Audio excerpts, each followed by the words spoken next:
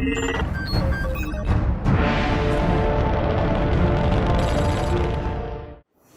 inspired you to be in the space industry? Why space?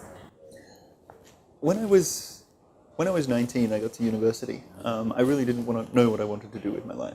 I wanted to make a difference. I wanted to do something important for the world.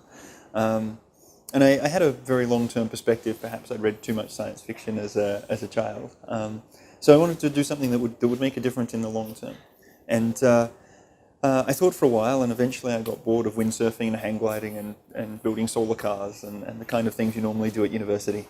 And decided that getting people off Earth, creating an interplanetary species, that would address a lot of the existential risks that there are in the world.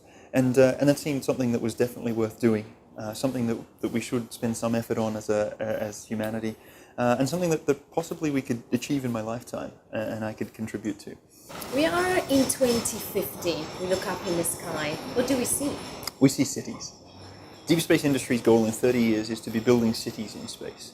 So we want to take material from asteroids, which we think is the best place to get that material, and use that to build a city, to build the walls, to put water and air and soil, to grow plants, to create cities where people can live and work and see the Earth and experience microgravity and have a holiday, have a life, bring up their children. And so standing on the ground looking up, you should see not just one, but a number of cities floating in space, full of people. So many challenges, I like to call problems challenges, Yes. that we have on Earth right now. Mm-hmm. Why do we research into the space? How does it help us solve our problems today? Yeah, a lot of the challenges that we have on Earth seem intractable, and they command our efforts to improve the world and the lives of people.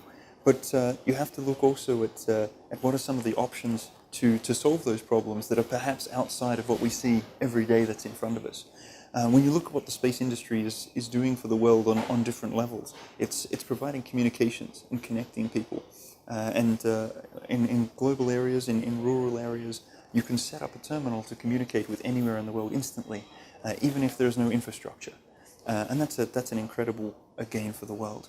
It allows us to monitor the world, so we can look at some of the problems that we're creating for ourselves, the environmental damage, the changes that are happening in the world, the growth of cities and populations, all of these things. If you want to solve some of these problems, you have to understand those problems. And by having a view of the entire world from space, by putting up satellites that can observe the Earth, we then finally start to get a handle on how big the problems are and what they actually mean for the world. Daniel, thank you very much. Thank you. It's been a pleasure.